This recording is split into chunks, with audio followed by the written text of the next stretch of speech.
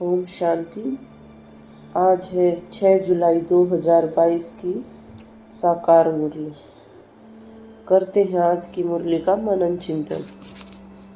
पहला प्रश्न है, हम कैसे बाप का बनकर सेकंड में अपनी तकदीर बिना किसी खर्च ऊंच बना सकते। बाबा बताते हैं, जैसे लौकिक में माँ बाप के पास बच्चे का जन्म होता है तो पैदा होते ही कहते हैं वारिस ने जन्म लिया। उसमें बच्चे का कुछ भी खर्चा नहीं लगता है। ज्ञान मार्ग में भी गाया जाता है सेकंड में जीवन मुक्ति, और कहा भी है जनक को सेकंड में जीवन मुक्ति मिली। सिर्फ बच्चों को बुद्धि से निश्चय हुआ कि बाबा मैं आपका हूँ और हम स्वर्ग की बादशाही के वारिस बन गए। याद से ही तुम हीरे जैसा बन जाएंगे। कौड़ी भी खर्च किए बिना तुमको बादशाही मिल जाती है। बाबा ने आज सर्विस की कौन सी नई युक्ति हम बच्चों को बताई। बाबा अक्सर मुरलियों में हमें सेवाओं की युक्तियां बताते रहते हैं। आज की मुरली में बाबा कहते हैं, किसी भी आत्मा को धक्के खाने से बचाने के लिए नई नई युक्ति चाहिए। बाबा कहते, सिर्फ बाबा की मुरली सुना दी यह कोई बड़ी बात नहीं है। किसी को भी प्यार से समझाना चाहिए कि पतित पावन ज्ञान के सागर से आपका क्या संबंध है। छोटे छोटे प्लास्टिक के कार्ड भी छपवा लो, वह उसे कहीं भी भेज सकते हैं। जो तीर्थों आदि पर धक्के खाते रहते हैं उनको ये कार्ड देकर भी समझा सकते। लौकिक बाप व अलौकिक बाप के वर्षे में क्या अंतर है। लौकिक बाप से बच्चों को वर्षा मिलता है, लेकिन वो वर्षा विनाशी व जीवन बंध का होता है। सिर्फ अलौकिक बाप से ही मुक्ति व जीवन मुक्ति अर्थात स्वर्ग का वर्षा मिलता है। वही सच्चा बाप है जिससे हमें अविनाशी प्रारब्ध प्राप्त होता है। ज्ञान मार्ग का ऐसा कौन सा सच है जिस पर सभी अभी निश्चय करने लगे हैं। इस पुरानी दुनिया का विनाश अब सामने खड़ा है। यह निश्चय अब धीरे धीरे सबको होने लगा है। सभी समझने लगे हैं कि कभी भी लड़ाई छिड़ सकती है। हम सभी बारूद के ढेर पर बैठे हुए हैं।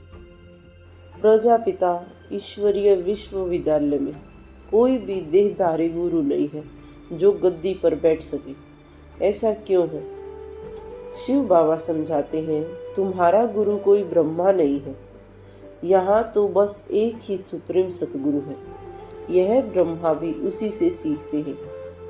ऐसा नहीं है कि जब ब्रह्मा चला जाएगा तो हम गद्दी पर बैठ जाएंगे। सतगुरु एक ही है जो कि निराकार है।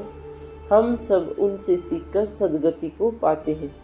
बाकी तुम ब्रह्मा के बच्चे जरूर हो, नहीं तो ब्रह्मा के घर आ न सके, अर्थात तुम ब्रह्मा मुख वंशावली बच्चे हो। बाबा जो सर्विस के निमित्त बच्चे हैं तथा जो बांधेलियां हैं घर में रह के ज्ञान प्राप्त करती हैं, उनमें उमंग उत्साह का क्या अंतर बताते हैं। बाबा बताते हैं, जो सर्विस के निमित्त बच्चे हैं वे कई बार बाबा की बात सुनी अनसुनी कर देते, पर जो बच्चियां घर में बैठे बैठे बाबा को जान गई हैं, बिना कभी देखे बिना कभी मिले बाबा को पत्र लिखती हैं कि बाबा हम आपके हैं, आपसे वर्षा लेकर ही रहेंगे। मार भी खाती रहती हैं। ऐसी बच्चियां बहुतों से आगे जा सकती हैं। शिव बाबा ने आज की मुरली में ब्रह्मा बाबा व अन्य देहधारी संबंधियों के बारे में क्या कहा। बाबा समझाते हैं, यदि ब्रह्मा ने शरीर छोड़ दिया तो उसे याद न करके सिर्फ शिव बाबा को ही याद करना है। किसी भी देहधारी को याद नहीं करना है। देही अभिमानी बनना है। देहधारी तो सब मरे समान है, समझो, अर्थात सबके साथ तोड़ निभाना। सिर्फ अल्फ व बे अर्थात बाप व बादशाही को याद करो। मन मना भव का सही अर्थ यही है। यही एक महामंत्र है बाकी तो सब है डिटेल चिट चैट। योगी सो प्रयोगी से बाबा का क्या भाव है? बाबा स्पष्ट करते हैं कि योग कोई साधारण शब्द नहीं है, बल्कि योग एक अनंत साधना है। जिस प्रकार साइंस के प्रयोग करते हैं, तो योग अर्थात प्रयोग अर्थात योग के नए नए अनुभवों का प्रयोग हमें करना चाहिए। योगी के नित्य नए नए प्रयोग होने चाहिए, क्योंकि नए प्रयोग अर्थात नई मंजिल, ऊंच से और ऊंच, तो ऊंची स्थिति बनाने के लिए योग के नए नए प्रयोग करते रहना चाहिए। योगी सो प्रयोगी, आत्मा की क्या निशानी बाबा ने बताई? योगी सो प्रयोगी आत्मा की निशानी बाबा ने बताई निरंतर प्रगति करने वाला, अर्थात जो भी बाबा ने हमें खजाने दिए हैं उसे आलस व अलबेलेपन से व्यर्थ न गवाकर उसे कार्य में लगाना व ज्यादा से ज्यादा बढ़ाना, कम खर्च बाला नशीन बनना।